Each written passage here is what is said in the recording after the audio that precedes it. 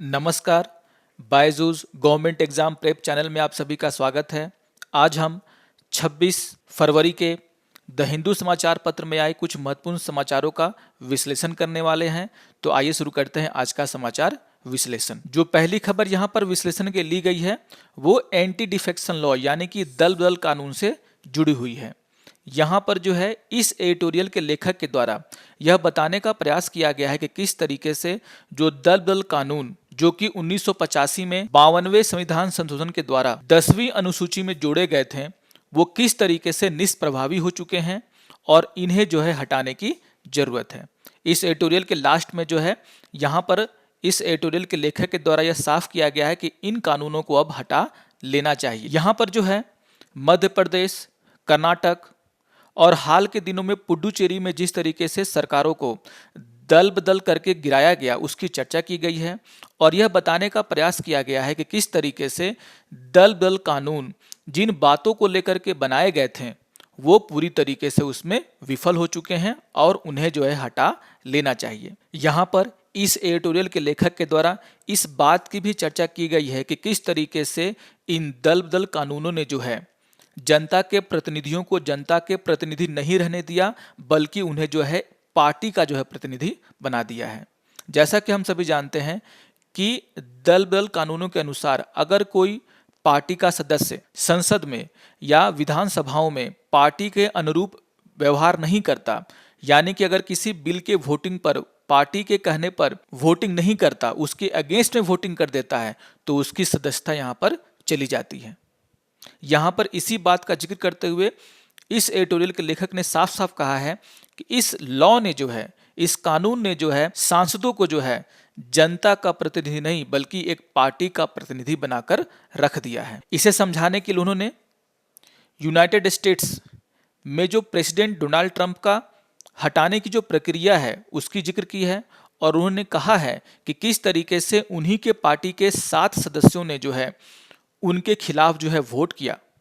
लेकिन इंडिया में जो है ऐसा नहीं किया जा सकता, क्योंकि अगर कोई पार्टी के खिलाफ जाकर के वोटिंग करता है संसद में या फिर राज्य के विधानसभाओं में तो उसकी सदस्यता को जो है दल बदल कानून के तहत हटा दिया जाएगा, खत्म कर दिया जाएगा। यहाँ पर जो है लेखक के द्वारा डॉक्टर BR अम्बेडकर के द्वारा दिए गए उस भाषण का भी जिक्र किया गया है जिसमें उन्होंने यह बताने का प्रयास किया है कि किस तरीके से भारत की जो सरकार है, जो हमारी संसदीय कार्यप्रणाली है वो अमेरिका के व्यवस्था से क्या है ज़्यादा बेहतर है।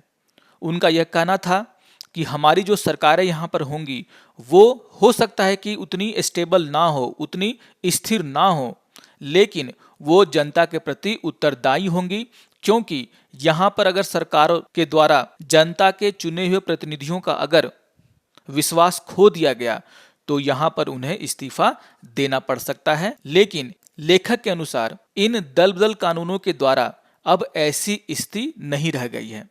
अब सरकारें जो है जनता के प्रति ज़्यादा उत्तरदायी नहीं है, क्योंकि इन्हें पता है कि जनता ने जिन लोगों को चुन करके उनके पास भेजा है वो पार्टी के कहने पर काम करेंगे, जनता की आकांक्षाओं के अनुरूप काम नहीं करेंगे। यहाँ पर इस एडिटोरियल के लेखक के द्वारा इस बात की भी चर्चा की गई है कि कैसे जो दल बदल कानून हैं वह सरकारों को स्थिर रखने में भी नाकाम हुए हैं। इन कानूनों के रहते हुए भी देश में बहुत राज्यों में ऐसी सरकारें हैं जो कि गिरा दी गई दल बदल के कारण। तो इन्हीं सब कमियों का जिक्र करते हुए इस एडिटोरियल के लेखक ने ये साफ अपने अंतिम भाग में ये कहा है कि दल बदल कानूनों को जो है अब हटाने का वक्त आ चुका है। आइए अपने दूसरे समाचार की तरफ बढ़ते हैं। इस एडिटोरियल का जो शीर्षक है वो साफ साफ ये बतलाता है कि किस तरीके से एक दलीय व्यवस्था, कहने का आशय ये है कि अगर कोई एक दल राज्यों में भी केंद्रों में भी सरकार में रहे तो वो किस तरीके से हमारे लोकतंत्र के लिए खतरा उत्पन्न हो सकता है। यहाँ पर आज के जितने भी एडिटोरियल द हिंदू में आए हैं उन सभी पर जो है पुडुचेरी में जो हुए घटनाक्रम है उनका जो है साफ साफ जो है छाया दिख रहा है, क्योंकि सारे के सारे एडिटोरियल अपने लोकतंत्र को बचाने के ऊपर जो है फोकस किए हुए हैं, उनको बचाने के ऊपर ही लिखे गए हैं। जिस तरीके से इससे पहले वाले एडिटोरियल में दल बदल कानूनों की चर्चा की गई थी, उसी तरीके से यहाँ पर एक और बहुत ही महत्वपूर्ण यहाँ पर बात उठाई गई है, जहाँ पर यह बताने की कोशिश की गई है कि अगर एक पार्टी का शासन पूरे देश में हो गया तो किस तरीके से वो हमारे लोकतंत्र के लिए सही नहीं है, अच्छा नहीं है। यहाँ पर जो है लेखक के द्वारा इलेक्शन में जो है हिंसा का जिक्र किया गया है, मनी पावर का जिक्र किया गया है, सांप्रदायिकता का जिक्र किया गया है कि किस तरीके से आज की राजनीतिक पार्टियां जो हैं इन सभी चीज़ों का यूज करके, इन सभी चीज़ों का उपयोग करके जो है इलेक्शन लड़ रही हैं, चुनाव लड़ रही हैं और चुनाव में गलत तरीके से जीत रही हैं। यहाँ पर हाल के महीनों में होने वाले जो भी चुनाव हैं उनका जिक्र किया गया है, चाहे वो बंगाल का चुनाव हो, चाहे वो तमिलनाडु का चुनाव हो, चाहे वो केरला में होने वाले चुनाव हो। और यहाँ पर यह बताया गया है कि किस तरीके से अलग अलग राज्यों में अलग अलग तरीके अपना करके वहाँ के सरकारों को जो है बैठने की कोशिश की जा रही है। यहाँ पर इस बात का भी जिक्र किया गया है कि किस तरीके से केंद्र की जो सरकार है वो अगर किसी राज्य में सत्ता में नहीं है तो वो पिछले दरवाजे से वहां पे सत्ता में घुसने की कोशिश कर रही है, उसको वहां पर कंट्रोल करने की कोशिश कर रही है। यहाँ पर एग्जाम्पल देते हुए वहां पर उन्होंने तमिलनाडु का जिक्र किया है। बंगाल की चुनाव का जिक्र करते हुए इस एडिटोरियल के लेखक ने बहुत ही खतरनाक स्थिति का यहाँ पर जिक्र किया। यहाँ पर उन्हें बताने की कोशिश की गई है कि किस तरीके से जो है सांप्रदायिकता, जातिवाद का इस्तेमाल यहाँ पर किया जा रहा है और एक तरीके से गलत बातें करके, जनता के मुद्दे ना उठा करके इस इलेक्शन को जो है जीतने की कोशिश की जा रही है। यहाँ पर जो है लेखक ने अपने एडिटोरियल के अंतिम भाग में इन सारी स्थितियों को डेमोक्रेसी के लिए यानी कि हमारे देश के लोकतंत्र के लिए एक बहुत ही गंभीर खतरा करार दिया है। आइए बढ़ते हैं अपने अगले समाचार की तरफ। और ये जो एडिटोरियल है वो संसदीय विशेषाधिकार से जुड़ा हुआ है। यहाँ पर जो है इस एडिटोरियल के लेखक के द्वारा दिल्ली सरकार के एक कदम की यहाँ पे चर्चा की गई है और उसी के परिप्रेक्ष्य में जो है पूरा का पूरा एडिटोरियल लिखा गया है। आइए समझते हैं वो बात क्या है। हाल के दिनों में ही दिल्ली विधानसभा ने जो है फेसबुक के जो वाइस प्रेसिडेंट हैं इंडिया में, अजीत मोहन, उनको जो है अपनी एक कमेटी के सामने जो है प्रस्तुत होने के लिए कहा।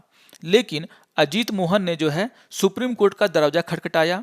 उन्होंने कहा चूंकि फेसबुक यानी कि जो कि संचार व्यवस्था से जुड़ा हुआ एक मामला है उस पर जो है सिर्फ और सिर्फ पार्लियामेंट जो है डिसीजन ले सकती है, तो यहाँ पर दिल्ली की विधानसभा जो है उन्हें अपने कमेटी के सामने जो है प्रस्तुत होने के लिए नहीं कह सकती। यहाँ पर जो है इसी को आधार बनाते हुए इस एडिटोरियल के लेखक के द्वारा यह समझाने का प्रयास किया गया है कि किस तरीके से संसद के सदस्यों के विशेषाधिकार जो है संसद के कामकाज को सही तरीके से चलाने के लिए आवश्यक है। इसी के बहाने उन्होंने जो है इस बात की चर्चा की है कि किस तरीके से जो बोलने का अधिकार है, अपनी बात को रखने का अधिकार है, चाहे वो संसद हो चाहे वो राज्य की विधानसभाएं हो, वो कितना महत्वपूर्ण है। यहाँ पर इस बात को समझाने का प्रयास किया गया है कि किस तरीके से वो विषय जो कि केंद्र के अंदर आते हैं उन विषयों पर भी जो राज्यों की विधानसभाएं हैं वो चर्चा कर सकती हैं। और चर्चा करने का मतलब कानून बनाना नहीं होता। यहाँ पर एक एग्जाम्पल का जिक्र करते हुए इस एडिटोरियल के लेखक ने यह बात समझाने का प्रयास किया है। उन्होंने जो है एटॉमिक एनर्जी का जिक्र किया है और यह समझाने का प्रयास किया है कि किस तरीके से एटॉमिक एनर्जी जो है वो सेंटर का मामला है, केंद्र का मामला है, लेकिन जिस राज्य में जो है न्यूक्लियर प्लांट बनने वाले हैं उस राज्य को जो है यह अधिकार है कि वो यह जान सके कि एटॉमिक एनर्जी से उसके राज्य के जो पर्यावरण है उस पर क्या असर पड़ने वाला है। यहाँ पर इस बात की भी चर्चा की गई लेखक के द्वारा कि सेना का जो मुद्दा है वो केंद्र सरकार का मुद्दा होता है, लेकिन अगर राज्य की विधानसभाएं हमारी सेनाओं के लिए अगर कोई काम करना चाहती हैं तो वो कर सकती। यहाँ पर उन्होंने नागरिकता कानून का भी जिक्र किया है और कहा है कि नागरिकता जो है चूंकि केंद्र का मामला है, फिर भी 4 स्टेट ऐसे थे जिन्होंने जो है इसके खिलाफ जो है एक प्रस्ताव पास किया। कहने का आशय ये है कि भले ही कुछ ऐसे विषय हैं जो कि केंद्र सरकार के अंदर आते हैं, लेकिन राज्य की जो विधानसभाएं हैं उनके ऊपर भी यह जिम्मेदारी है कि वह उन विषयों को लेकर के कुछ सवाल पूछ सकते हैं। खास करके उनकी जो संसदीय कमेटियां होती हैं उनके सामने जो है इससे जुड़े हुए लोगों को वहां पर बुलाया जा सकता है। इन्हीं सारी महत्वपूर्ण बातों का जिक्र करते हुए इस एडिटोरियल के लेखक ने यह बताने का प्रयास किया है कि किस तरीके से जो है संसद में और विधानसभाओं में अपनी बातों को रखने का जो अधिकार है वो कितना महत्वपूर्ण है। यहाँ पर इस बात का भी जिक्र किया गया है कि इन विशेषाधिकारों के कारण ही संसद में और राज्यों की विधानसभाओं में जो है एक आम आदमी की बातों को उठाने का अधिकार जो है उसके जनता के प्रतिनिधि को, सांसद को मिलता है। आइए बढ़ते हैं अपने अगले समाचार की तरफ, जो कि हमारे स्वास्थ्य से जुड़ा हुआ है।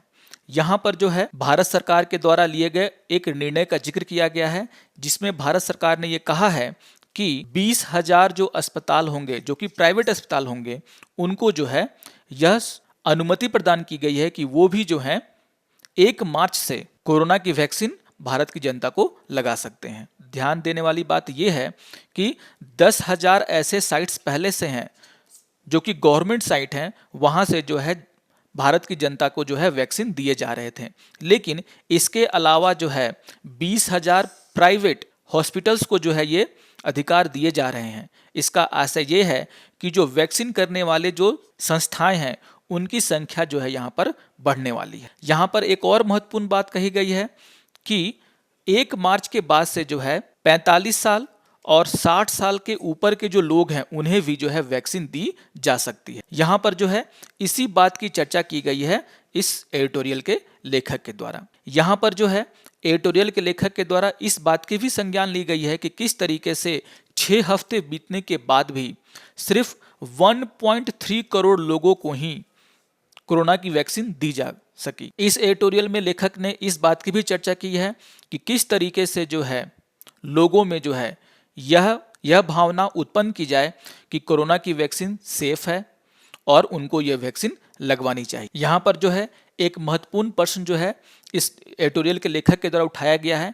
उनका कहना है कि अगर प्राइवेट हॉस्पिटल्स को कोरोना की वैक्सीन लगाने का अगर हम छूट दे रहे हैं तो यहाँ पर जो है एक समस्या खड़ी हो सकती है, और वो समस्या क्या है कि पहले से ही सरकारी अस्पतालों में जो है कोरोना की वैक्सीन मुफ्त में दी जा रही थी, तब भी बहुत कम लोग जो हैं कोरोना की वैक्सीन लेने आ रहे थे। लेकिन प्राइवेट हॉस्पिटल्स में तो जो वैक्सीन है उसके लिए शुल्क लिया जाएगा, उसके लिए चार्ज किया जाएगा। तो यहाँ पर हो सकता है कि जनता जो है ज़्यादातर जो है गवर्नमेंट के अस्पतालों में वैक्सीन लेने के लिए जाए। यहाँ पर इस बात की भी चर्चा की गई है कि वो लोग जो कोरोना की वैक्सीन स्वेच्छा से लेना चाहते हैं उनको जो है यह छूट मिले कि वो बिना कोविन प्लेटफॉर्म, आप जानते होंगे कोविन प्लेटफॉर्म वो प्लेटफॉर्म है जहां पर जो है आपको रजिस्ट्रेशन करना पड़ता है कोरोना की वैक्सीन लेने के पहले। तो यहाँ पर यह कहा जा रहा है इस एडिटोरियल के लेखक के द्वारा कि अगर आपको कोरोना वैक्सीन को ज़्यादा से ज़्यादा मात्रा में जनता तक पहुंचाना है, जनता को लगवाना है, तो आपको जो है ऐसी व्यवस्था करनी पड़ेगी कि जिन लोगों को कोरोना वैक्सीन चाहिए वो बिना कोविन प्लेटफॉर्म पे जो है अपना रजिस्ट्रेशन किए अगर चाहें तो कोरोना वैक्सीन कहीं भी जाकर के ले सकते हैं, चाहे वो गवर्नमेंट के अस्पताल हों चाहे वो प्राइवेट अस्पताल हों। इसी तरीके के कुछ उपयोगी बातों को यहाँ पर जिक्र किया गया है इस लेखक के द्वारा, और यहाँ पर यह बताने का प्रयास किया गया है कि किस तरीके से हम जो है जो भारत में दिए जाने वाले कोरोना वैक्सीन को जो है जनता के बीच में जो है प्रसिद्ध कर सकते हैं, पॉपुलर कर सकते हैं। यहाँ पर जो है लेखक के द्वारा एक और बहुत ही इंपॉर्टेंट और महत्वपूर्ण बात जो है बताई गई है। यहाँ पर यह बताया गया है कि सरकार को जो है जनता का भरोसा जीतने के लिए जो है जितने भी वैक्सीन हमारे देश में अभी लगाए जा रहे हैं उन सभी के ट्रायल के जो आधिकारिक डेटा हैं उन्हें जो है पब्लिक के सामने रख देना चाहिए, जिससे कि भारत की जनता में यह विश्वास बढ़ेगा कि जो सरकार के द्वारा वैक्सीन उनको दी जा रही है वो बहुत ही क्या है सेफ है और उन्हें यह लेना चाहिए। आइए अब बढ़ते हैं अपने अगले समाचार की तरफ, जो कि OTT प्लेटफॉर्म से जुड़ा हुआ है, मतलब कि ओवर द टॉप प्लेटफॉर्म से जुड़ा हुआ है। जैसा कि हम सभी जानते हैं कि बहुत दिनों से सरकार से यह मांग हो रही थी कि वो कोई ऐसे नियम और कानून बनाए जिससे कि इन OTT प्लेटफॉर्म्स के ऊपर कुछ लगाम लगाया जा सके, इन्हें नियोजित किया जा सके। यहाँ पर जो है इसी मांग को ध्यान में रखते हुए भारत सरकार के द्वारा जो है कुछ नियम और कानूनों की घोषणा की गई है, जिसके द्वारा जो है इन OTT प्लेटफॉर्म्स को नियोजित और कंट्रोल करने का काम किया जाएगा, जिसकी सूचना और प्रसारण मंत्री प्रकाश जावड़ेकर और electronics and IT minister Ravishankar Prasad के द्वारा दिया गया। यहाँ पर यह भी बताने का प्रयास किया गया है कि किस तरीके से इन OTT प्लेटफॉर्म्स को जो है किए गए शिकायतों का निवारण करना पड़ेगा, और इसके लिए जो है 3 टियर सिस्टम यानी कि 3 स्तरीय जो संस्था है उसको बनाने का यहाँ पर मंजूरी दिया गया है। आइए समझते हैं कि ये 3 स्तर क्या क्या होंगे। यहाँ पर जो है पहला स्तर जो है इन OTT प्लेटफॉर्म से ही शुरू होता है। यहाँ पर यह कहा गया है कि हर OTT प्लेटफॉर्म्स को जो है अपने यहाँ जो है एक स्वतंत्र निकाय की बनाने पड़ेंगे और इन निकायों का जो काम है वो ये होगा कि वह अगर कोई भी शिकायत आती है तो उस शिकायत का निवारण करें। यहाँ पर यह भी कहा गया है कि अगर शिकायतकर्ता को ये लगता है कि उसकी शिकायत पर जो है सही तरीके से काम नहीं किया गया है तो वह 15 दिनों के अंदर जो है दूसरे स्तर पर जो है अपनी शिकायत कर सकता है। आइए समझते हैं ये दूसरा स्तर क्या होगा। सरकार के अनुसार जो दूसरा स्तर है वो सारे के सारे OTT प्लेटफॉर्म्स मिलकर के एक क्या करेंगे, स्वनियामक निकाय की स्थापना करेंगे। यहाँ पर जो है ये जो निकाय होगा, जो कि स्वतंत्र निकाय होगा, उसकी जो अध्यक्षता है वो सुप्रीम कोर्ट के रिटायर्ड जज या फिर हाई कोर्ट के जज के द्वारा या फिर एक ऐसे व्यक्ति के द्वारा की जा सकती है जो कि इन प्लेटफॉर्म से या फिर मानवाधिकार से जुड़ा हुआ हो। इसके अलावा भी सरकार ने जो है तीसरे स्तर की भी घोषणा की है जो कि सीधे सीधे सरकार से जुड़ा हुआ है।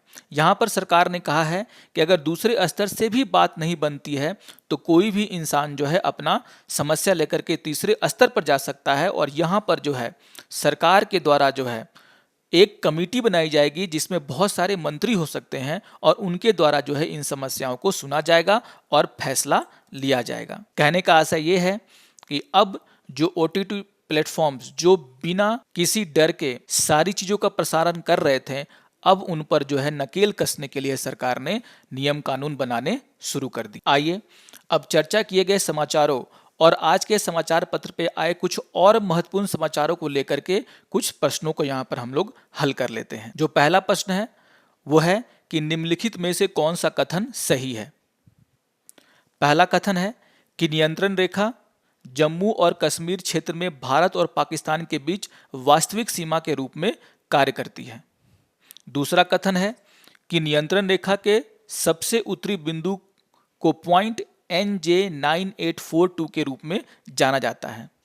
और तीसरा कथन है कि 1972 के शिमला समझौतों के तहत दोनों देशों ने युद्ध विराम रेखा को नियंत्रण रेखा में बदलने और इसे एक वास्तविक सीमा के रूप में देखने पर सहमति व्यक्त की, जिसे सशस्त्र कार्रवाई द्वारा उल्लंघन नहीं किया जाना चाहिए।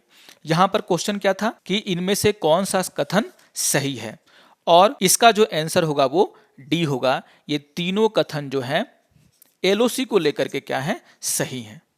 तो बहुत ही महत्वपूर्ण क्वेश्चन यहाँ पर है और ये जो है LOC के बारे में आपकी जानकारी को दुरुस्त करता है। आइए बढ़ते हैं अपने दूसरे क्वेश्चन की तरफ जो कि OTT प्लेटफॉर्म से जुड़ा हुआ है। क्वेश्चन है कि किस कानून के तहत भारत सरकार ने हाल ही में डिजिटल मीडिया, सोशल मीडिया और ओवर द टॉप प्लेटफॉर्मों पर सामग्री को विनियमित करने के लिए अंतरिम दिशा निर्देश लाई है।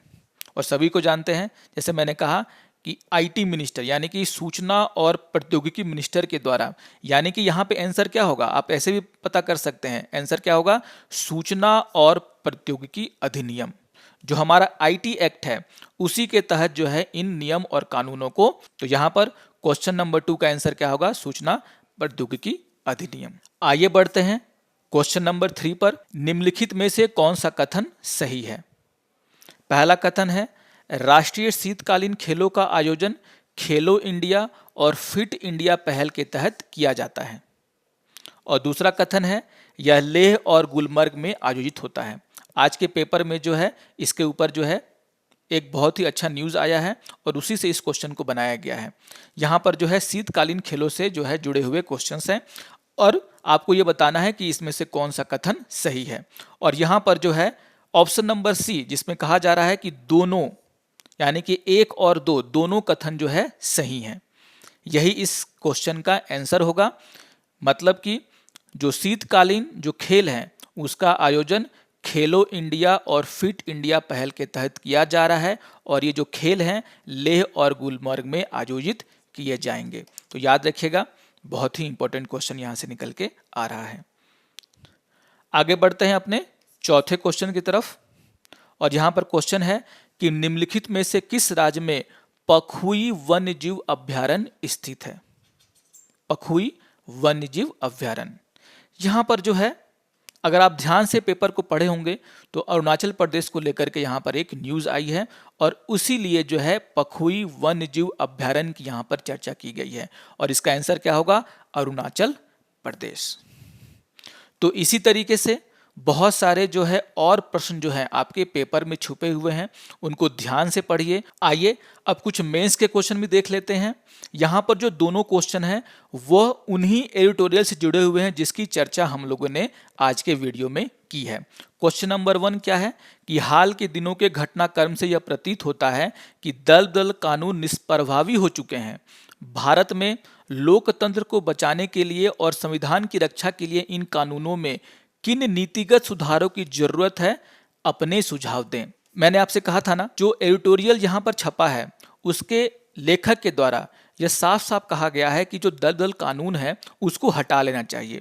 और मैंने चर्चा के दौरान ये भी आपको बताया कि उन्होंने जो है अपने एडिटोरियल में किन किन बातों की जो है चर्चा की है और कैसे यह बताने का प्रयास किया है कि दल कानून जो है वह एक जनता के प्रतिनिधि को, जनता का प्रतिनिधि नहीं बल्कि एक पार्टी के प्रतिनिधि के रूप में उसे बदल चुका है। इन्हीं सब प्रॉब्लम्स को जो है यहाँ पर आप चर्चा करते हुए अपने सुझाव दे सकते हैं कि कैसे दल कानून में क्या बदलाव किए जाएं ताकि जो है यह प्रभावी हो सके। आइए देखते हैं दूसरे क्वेश्चन की तरफ। ये क्वेश्चन क्या कह रहा है? एक ऐसी राजनीतिक व्यवस्था जहां केंद्र और ज्यादातर राज्यों की सरकारों पर सिर्फ एक पार्टी का नियंत्रण हो, यह कैसे हमारे लोकतंत्र के लिए खतरनाक हो सकता है? इसकी व्याख्या करें। मैंने आपसे जो सेकेंड एडिटोरियल है जहां पर मैंने आपसे चर्चा की कि किस तरीके से उस एडिटोरियल के लेखक के द्वारा यह बताया जा रहा है कि यहाँ पर जो एक दलीय जो व्यवस्था है वो हमारे लोकतंत्र को हानि ही पहुंचाएगी, उसके लिए अच्छा संकेत नहीं है। यहाँ पर जो है आने वाले जो स्टेट्स हैं उनमें जो चुनाव हो रहे हैं और जिस तरीके से वहाँ पर चुनाव प्रचार करने की योजना है उनका भी जिक्र किया गया है। उन सभी को यह देखते हुए आप यह समझ सकते हैं कि अगर हमारे देश में एक ही राजनीतिक पार्टी का शासन अगर चारों तरफ हो तो किस तरीके से वह जो है लोकतंत्र के लिए खतरनाक हो सकता है। इन्हीं सभी बातों का उल्लेख करते हुए आप इसके आंसर लिख सकते हैं। आशा करता हूं कि आपको आज का समाचार विश्लेषण समझ में आया होगा। इसी तरीके अच्छे वीडियोस के लिए आप हमारे Byju's government exam prep channel को सब्सक्राइब करें, लाइक करें और अगर आज का वीडियो पसंद आया हो तो जरूर उसको शेयर और लाइक करें। मिलते हैं अपने अगले समाचार विश्लेषण में, तब तक के लिए धन्यवाद।